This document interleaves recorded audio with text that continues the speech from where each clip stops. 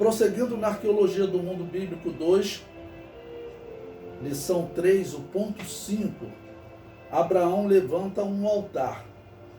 Em Gênesis capítulo 12, versículo 7, está escrito: E apareceu Yahvé a Abraão e disse: A tua semente tenho dado esta terra.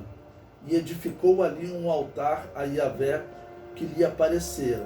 Bom, então lembre-se, nós estamos lendo Gênesis capítulo 12, o versículo 4 disse que Abraão partiu de Harã, né?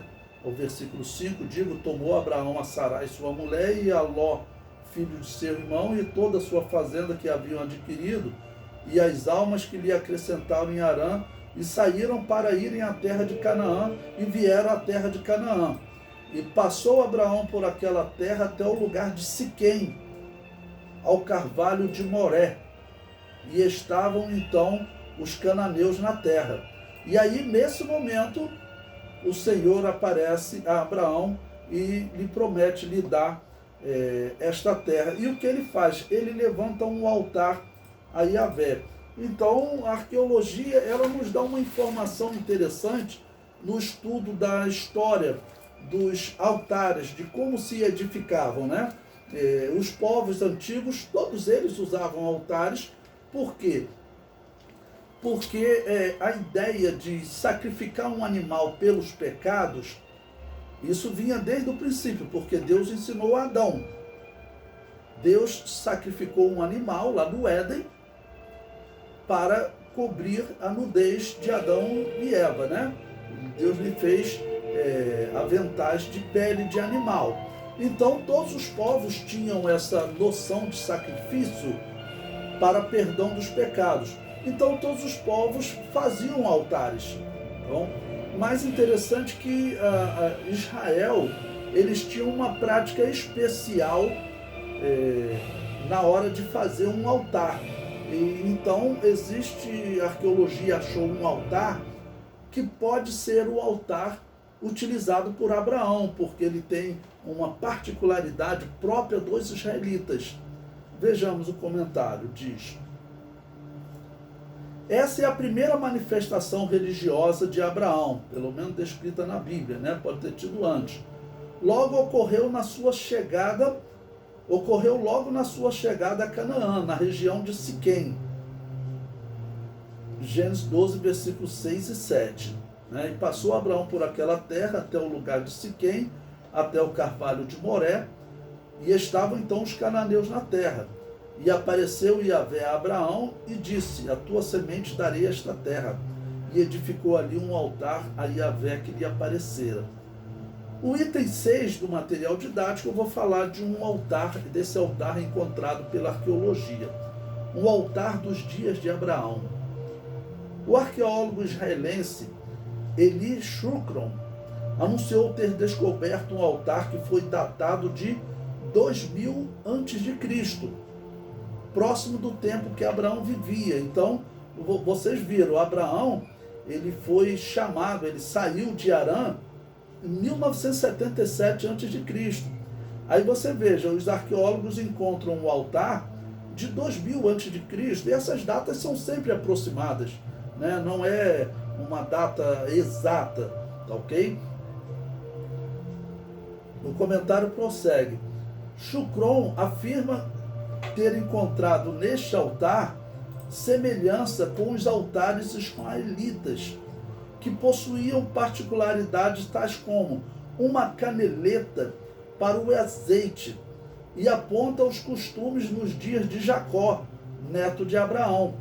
Em Gênesis 28, versículo 18, está escrito: Então levantou-se Jacó pela manhã, de madrugada, e tomou a pedra que tinha posto por sua cabeceira, e a pôs por coluna, e derramou azeite em cima dela. Então essa prática, eles faziam de derramar azeite em cima dela, eles faziam uma caneleta em torno dela, uma saliência, né? Tá ok? Para o azeite correr em volta da pedra. Esse era um costume israelita. E ele encontrou um altar dessa época com essa particularidade. O pilar de Jerusalém seria dos dias de Melquisedeque. Ele encontrou esse pilar em Jerusalém.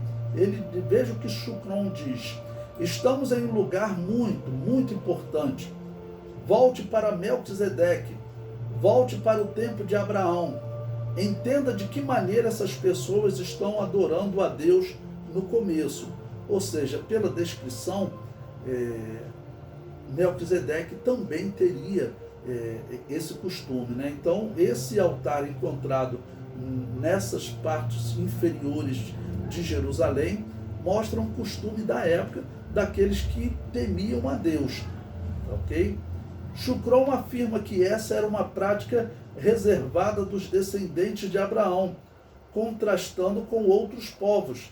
Ou seja, quando Abraão encontra Melquisedeque, pode ser que eles tenham feito ali uma adoração e Abraão, então, tenha estabelecido essa prática, né, com ele, de lançar azeite, lançar o óleo ali sobre o altar e uma caneleta para que esse óleo percorresse aquela pedra. Bom, eu cito aí o artigo que comenta sobre esse achado do site Guia-me, tá bom? Para vocês poderem ler de forma completa. E o artigo diz: se você vai naquele tempo para outros lugares do mundo, no Egito ou na Mesopotâmia, você pode ver templos, ouro e ídolos, e eu não conheço pilares. Aqui é simples: pedra, animais, sacrifícios. A pedra é a casa de Deus. Não há ouro nem diamantes, tudo é simples. É o que Deus quer que sejamos, simples. É fantástico. Por quê? Por que razão? Para nos conectar com Deus, explica. Shukron fala sobre a combinação do altar para o sacrifício, o canal do sangue, o prego do azeite para o óleo da unção, o lugar para amarrar os animais do sacrifício, onde eles dividiram o sacrifício. Detalhes que o levaram a acreditar que este era o lugar onde Melquisedeque conheceu Abraão. Ou seja, e ali Abraão adorou a Deus com Melquisedeque e também colocou essa prática, né, ali para de colocar esse óleo no altar. Bom, mas se tratando de israelitas, considerando o povo, né, claro que Israel é neto de Abraão, mas considerando do povo, dos descendentes de Abraão, o povo de Deus, esse aqui podemos dizer que seria o achado mais antigo. Ele não tem assim o nome de Abraão, mas ele é uma referência clara a uma prática de culto, ok? O que os outros povos não faziam. Então, tudo indica que esse daqui foi realmente Abraão. Eu botei aí no livro exatamente a foto da pedra que eles acreditam ser a pedra onde Abraão teria possivelmente adorado a Deus com Melquisedeque. E essa pedra, ela é identificada pelos arqueólogos como sendo um altar, ok? E na foto não dá para ver bem, mas em fotos melhores na internet dá para ver essa saliência que eles faziam para o azeite correr, para o sangue correr. Então é um achado importante, porque seria assim, em relação ao povo de Deus, o achado mais antigo. Como eu disse, ele não tem nome, né, não tem uma identificação, na verdade nós não temos nenhuma identificação se tratando de Abraão, aparecer um nome Abraão, né? É muito difícil a arqueologia comprovar, já que nós estamos falando de um homem que vivia peregrinando, tá ok? Ele não era um rei, ele não era um faraó, não era um homem, né, de destaque na história, tá ok? Então, até hoje a arqueologia não encontrou nada escrito, por exemplo, Abraão. E aqui eu aproveito para comentar uma gafe da revista super interessante, uma revista tão respeitada, mas ela lançou uma revista intitulada assim, E se ficasse provado que Abraão não existiu? Isso é de uma tolice inexplicável, porque você não tem como provar que alguém não existiu.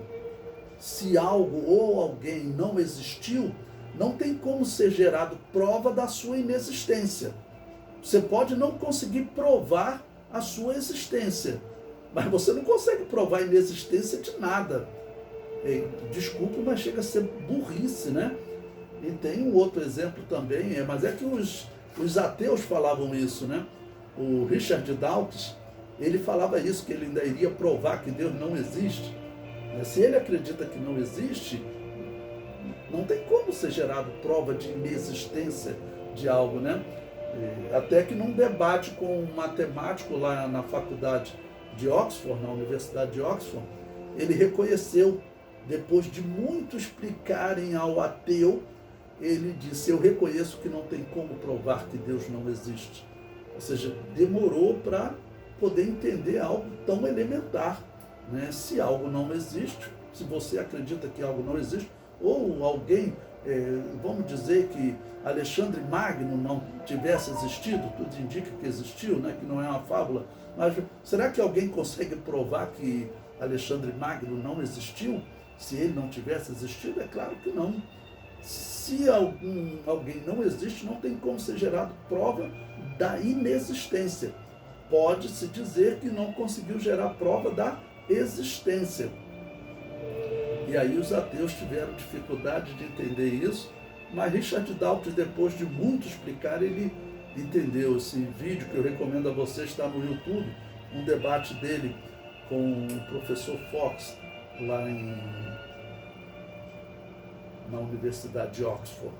Tá bom? E esse tremendo furo da revista, super interessante.